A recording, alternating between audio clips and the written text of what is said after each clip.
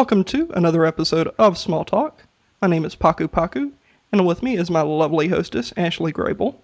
Hello, everyone, and welcome. And we also have another very special guest. Please welcome Wayne Webb, the Community Service Manager of SmallWorlds. Hello, everybody. And Ashley, I think you have the first question. Yeah, can you explain the jobs of the mods and helpers a little bit more clearly? Because I think some people get that, all they do is basically just watch the forums and check the chat channels. Sure, not a problem.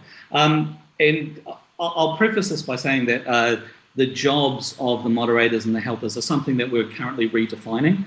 It might help you to know that I've only been with SmallWorlds for about 6 months now. I came on about 6 months ago, and part of what we're doing is redesigning how we interact with our players and our customers and our users, whichever way you want to look at it. And so those roles are in fact changing as we develop and we decide what we're going to do. But essentially, a helper is there to facilitate the success and the enjoyment of the players. So their jobs are very much at a down at the game kind of level. And a moderator is basically there to, I guess, take the extreme edges off some of the behaviours in the world. When we're not there to necessarily rule like some sort of secret police, but more to just make sure that everybody can still enjoy the game. So the moderators take care of those more extreme behaviours, and the helpers are there to basically, like I said, facilitate your enjoyment of the game. Awesome, and thanks for that. That definitely that clears up, a lot of issues right there with, I guess, people getting the two confused and this Cool. and that. And thanks for being here today with us and taking time out of your day. Not a problem. This is all part and parcel of the deal. It's not just sitting here and deciding what we're going to do with the people in the community, but actually being part of the community and actually interacting with you guys. That's our vision. And I want to jump into the next question, which I know you wanted to address the Small World users in regard to some of the timing involved with the responses of the reports. And Right. perhaps you could clear some of that up for us? Certainly.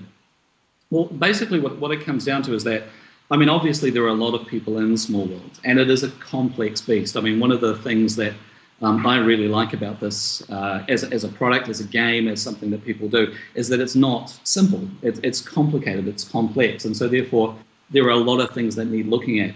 And the moderators and the people in the support team and the other people who support different areas of the business, they get a lot of information thrown at them every day.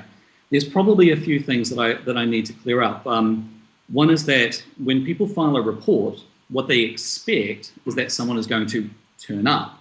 And that's something I'd like to sort of address, and that is that that's not always the case. We do actually have a lot of sophisticated tools that we use that don't actually require us to necessarily be in the room where the action is happening. We can still see what's going on. So people's expectations are always that, someone's going to turn up and do something, and that's not always the case. Sometimes what happens is that a report is dealt with and actioned, and you may not even know that it's been done because you might be talking about another player, and we, of course, don't divulge information about other players and what we do with them to third parties. So sometimes it's a matter of what is visible and what is not. But there is also the fact that we are currently in need of more people to actually help us be moderators. We rely on a very dedicated and loyal team of volunteers around the world in different time zones. And they respond to these reports according to rules and policies that we put in place. But we've only got so many to go around, particularly at certain times of the day. So recently, and I know this is one of the questions we're going to address later, but recently we went on a recruitment drive and we had over 200 people apply within a very short period of time to come and help out. So what we're doing at the moment is trying to shorten the response time by putting in more people and getting them more involved with the players on the ground. So I understand that you don't always see the response to a report. That's one thing I want to clear up. And the other thing is that yes, we are, cognizant of the fact that we need to have a bit more resource and world. So we're out there trying to train those people at the moment. Okay, gotcha. Thank you for that response, too. That was great. Oh, and I'd just like to say, while I'm here, while I'm on Small Talks, big ups to the moderation team and the volunteers and the helpers, because they do a fantastic job.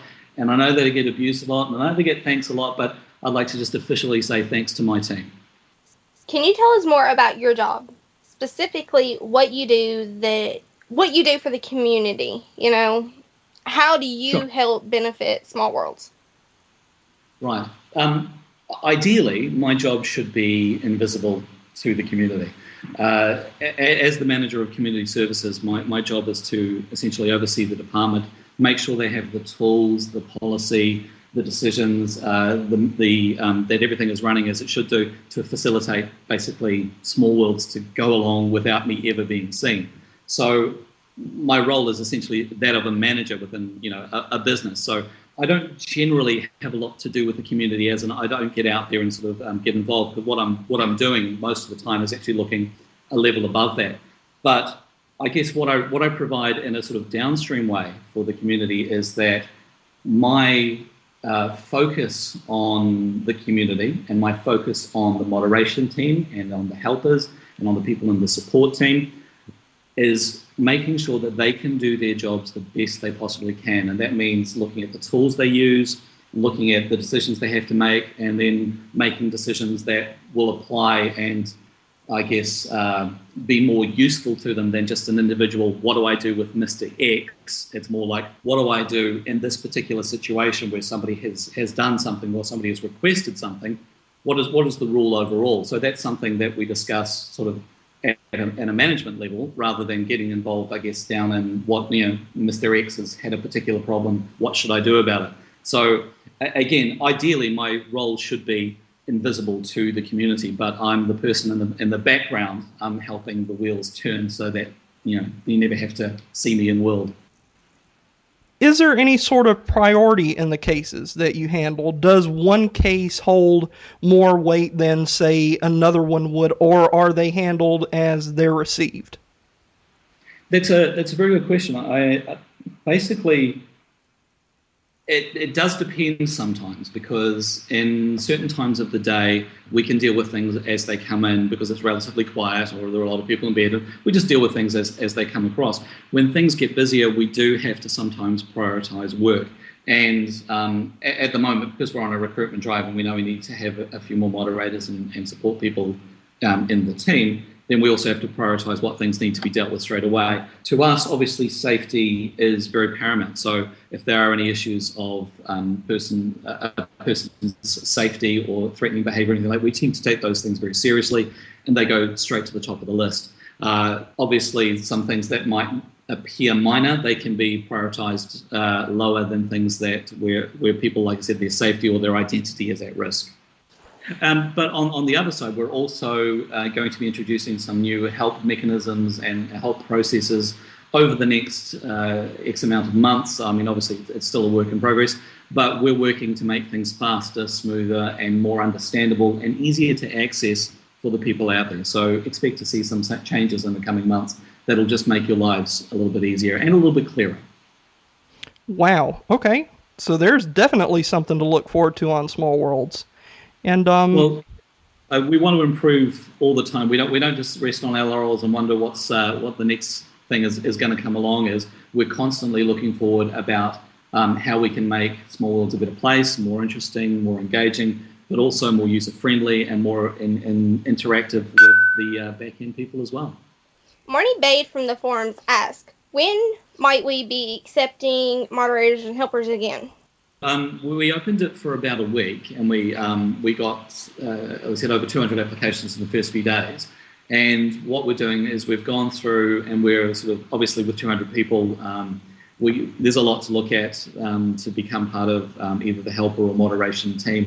And so we've got a process of working our way through those at the moment. So whilst we're doing that now, we don't plan to do another intake in the immediate future. But as Small Worlds grow, we'll go through this on a pretty regular basis. If we don't see one before the end of the year, then we'd be seeing one early in the next year. I don't see that it's the sort of thing that would happen once in a blue moon.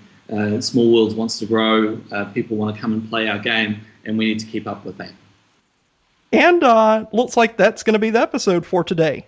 So again, a big thanks to Wayne Webb for joining us today. It was a great pleasure to have you on. Thank you. And listen, it was great to be here, great to talk to you guys. Keep the small talk going. You gotta look through the